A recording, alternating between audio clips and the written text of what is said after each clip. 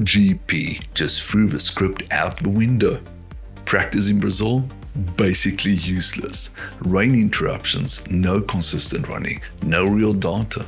And right now, we generally don't know who's fast. We got a top 10 going straight through to Q2, but honestly, that might not mean anything this weekend.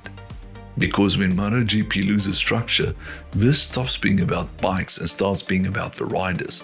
So today, instead of pretending we've got answers, we're going to break down what actually matters heading into qualifying. And then we'll get to the angle.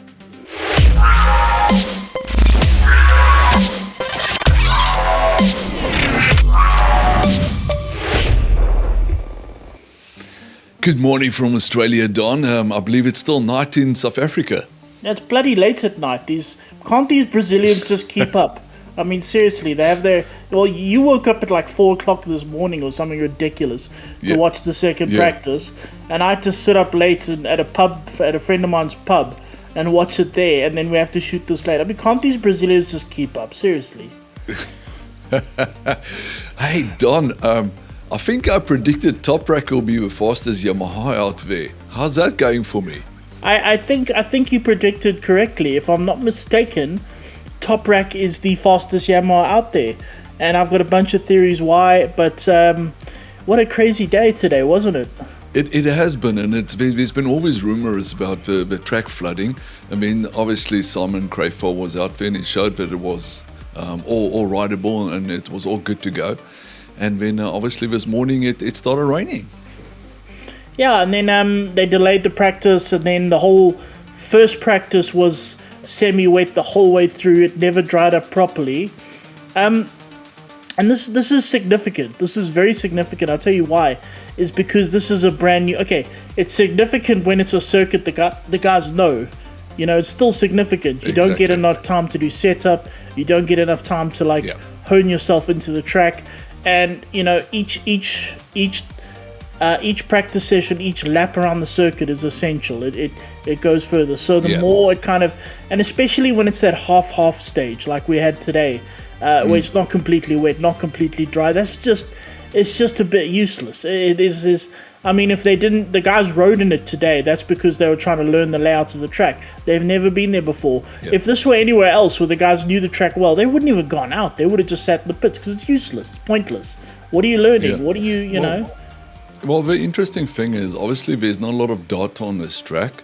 We did see Mark obviously heading quite well in there. We did see Pedro Acosta doing reasonably well, and a little bit of a surprise there. Obviously, Bez isn't up there right now. He's not in the top 10, or he's not going through to Q2. He's going to be in Q1. But I do put it down to data. Okay, can I tell you how bad it is? I'm sorry, I have got the stats here. The lap times they did today. The fastest lap time on a modern MotoGP bike was Zarco, a 1:21.2. Okay? Yep. In 1989, which remember is like 100 million years ago, the fastest lap was Wayne Rainey at 1:25.4. They are 4.2 seconds a lap faster than the 500 Grand Prix bikes were in 1989.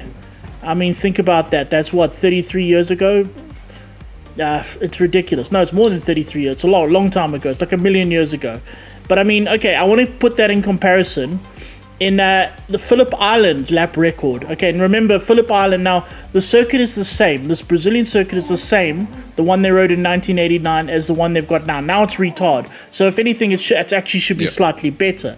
Okay, the lap record at Phillip Island, current lap record, is a 1:26.4. In 1989, the guys did a 34.9. They were 8 seconds a lap faster. So the MotoGP bikes right now are 8 seconds a lap faster than the 500 Grand Prix bikes in. And yet around this track, they're only right now 4 seconds. 4 seconds. So you see what I mean? They are 3 to 4 seconds off the pace they should be. They are not riding hard. They are not nearly on the limits. These guys are still busy braving it out, still figuring it out. Even in the second session when it was dry, this track was still very green. You know, it had been raining, it was still quite slippery, there were still wet patches. And as you said, the guys have no data. So they are 3 or 4 seconds a lap off the pace they should be. They are a long way off the absolute limit of this track. And that's where we're seeing, I mean, right now we're not seeing like the edge of kind of the sort of edge of pushing the limit. We're seeing guys who are doing daring do. You know, so you look at like who's up there now. And I mean, some of the names. Okay, Zarco, very, very good. He's very, I mean, especially the guys who are good in the rain, you know, go out there. They're the sort of guys who will go out there and push very early and find the limit very early. Zarco, Marquez, Razgatlioglu. 3 of the kind of most daring do riders. Then it's Martin, daring do. Acosta, daring do. Alex, but those are the 5 most daring do riders. They are riders who will push really hard, really quickly. Then we got Alex Marquez, Quartararo, Aldeguer coming back from injury. That's brilliant, but it kind of also just shows. I mean, it's we're not pushing to the limit. Aldeguer, I mean, if we were on the absolute limit, Aldeguer wouldn't be up there. Bagnaia did very well. He's not the most kind of daring do rider. For him to be 9th is amazing. And then we go back. I mean, Vinales, no daring do. Rins, so-so. Moreira, okay, home track, but he had a crash. Jean Mir, no daring do. Binder had a crash. He's pretty good. He should be a lot higher than that, but he had a crash and lost a bit of time. Yeah. Morbidelli, no daring do. De Gian Antonio, no daring do. Bezzecchi, no daring do. Fernandez, no daring do.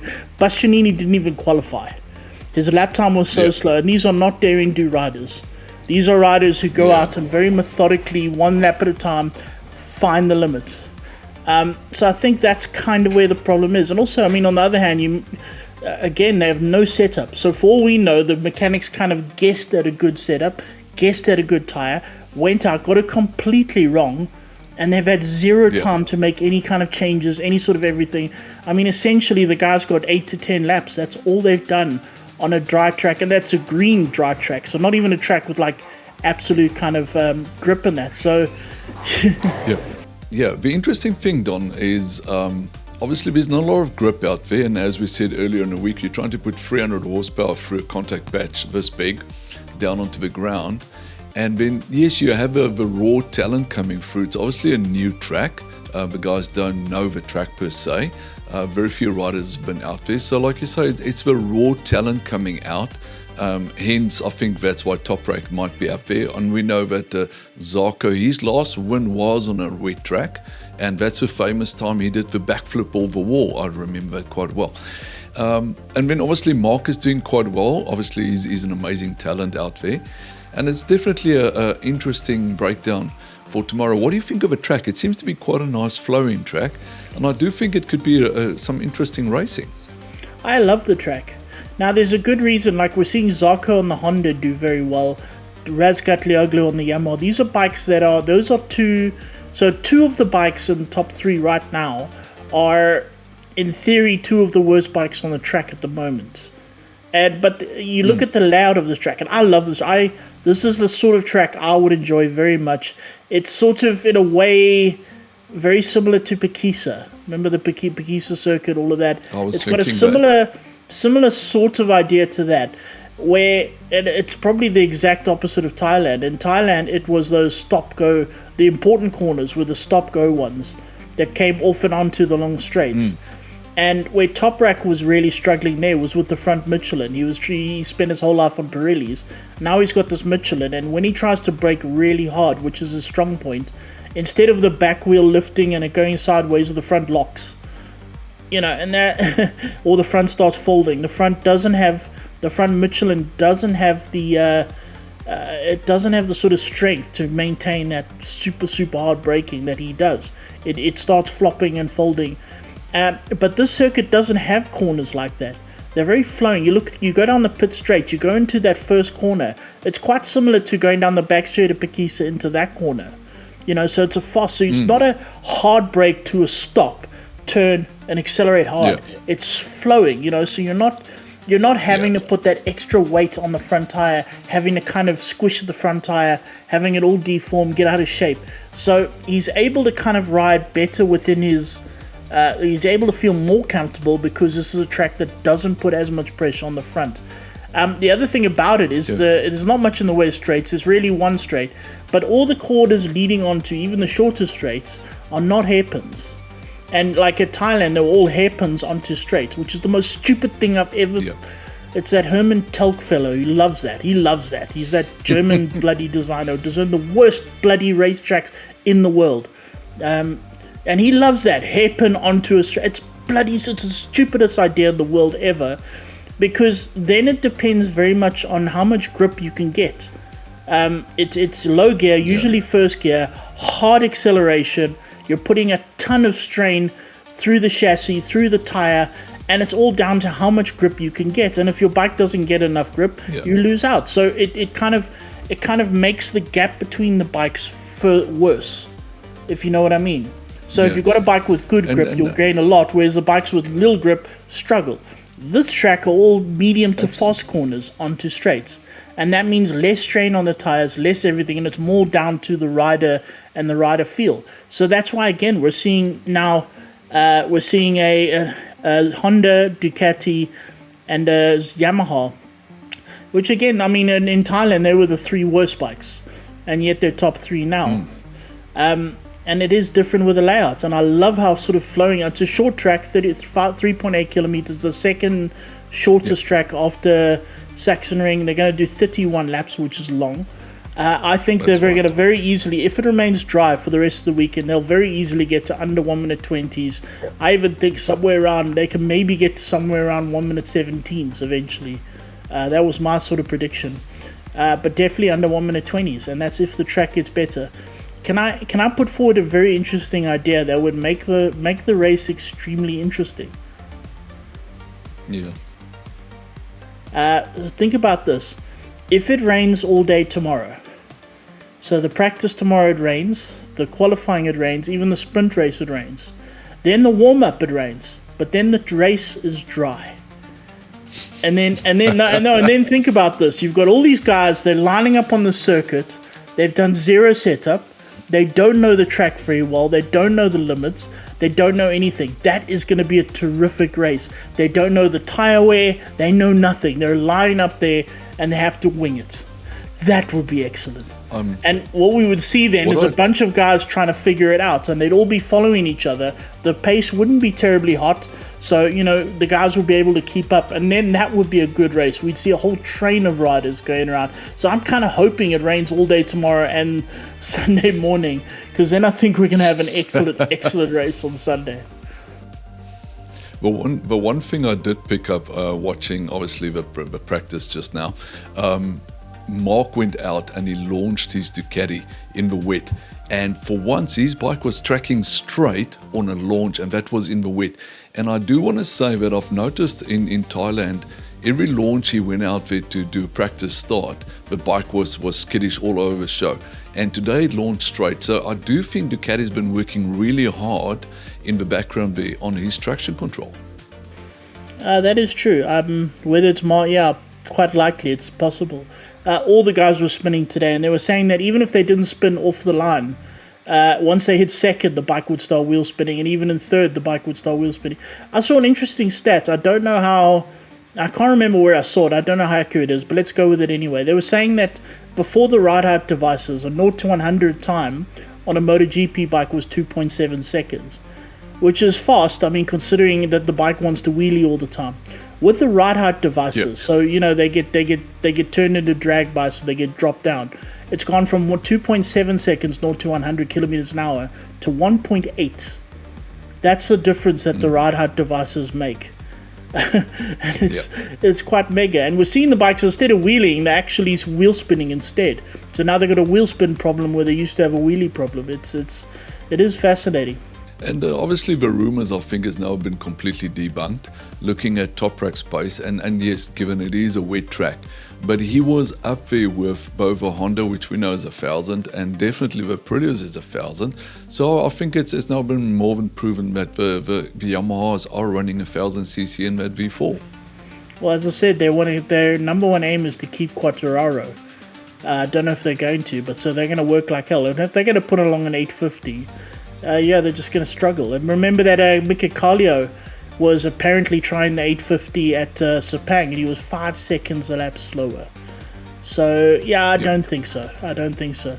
But let's see what happens. If the track is dry tomorrow, you will find that the pace will go up a lot quicker. The pace will go down a lot quicker. And I think we're going to see riders like Bezzecchi. I mean, look at this. The two of the podium finishers, the race winner and the podium finisher, which is Bezzecchi and Raul Fernandez, are 20th and 21. They are both more than 2 seconds a lap slower. It's mental. It's mental. But if it's dry tomorrow all day, you'll see those guys will start picking up. Just remember, I mean, they've had 8 laps of practice today. That's all they've had. And you know, it's possible you went out there with completely the wrong bike, completely the wrong setup, got it completely wrong, and you've had no time to work on it, no time to try anything. So yeah, I think they're gonna hope that it's dry tomorrow. I hope it's wet all day tomorrow, because I want to see a really cool race on Sunday. And what do you reckon about Bez? Obviously, we had high hopes coming into the race here. Right now, it's not looking that favourable. Just to get around to your prediction of a 117, I reckon about a 118.2 we'll be seeing if it does dry up a little bit. But And I do think Bez will come in there. I do think he's got the talent to make a top 5. And obviously Pedro Acosta's out there. And if it stays wet, Zarco will definitely do something. And I do have a bit of hope for Brad Binder, if it stays wet, to actually come out there and show us what he's made of. Brad Binder looked good. I mean, before he had that crash this morning, and he was actually crashing while overtaking other riders. Where it gets tricky though is that means he crashed his first bike, the bike set up for lap times, and he had to rush back to the pits again on his second bike. For all we know, that bike was set up for wet weather. I mean, maybe it was, you know, and then they had to put a pair of slicks on a wet weather bike, and he went out. But Brad went out and he was immediately a lot slower, and it took him a while to actually build up speed. Eventually he finished 17th. But he looked quick. I mean, before he crashed, I mean, he looked aggressive, he looked confident, he looked quick. And then he went on his second bike, and he didn't look anything like it. So I think it's very likely that the setup on the second bike was just not... It was either set up for wet weather, or it was set up for longer kind of race runs, you know what I mean? Maybe it had a full tank of... I don't know. But he just didn't look... He didn't look as good on his second bike compared to his first. So let's see what happens tomorrow. Nonetheless, we're all excited. Thank you very much, Don. We'll definitely check in with you after the race. Fantastic. If you do like what we're doing, guys, please hit that like and subscribe buttons, and we'll see you after the race. Until then, keep the rubber side down.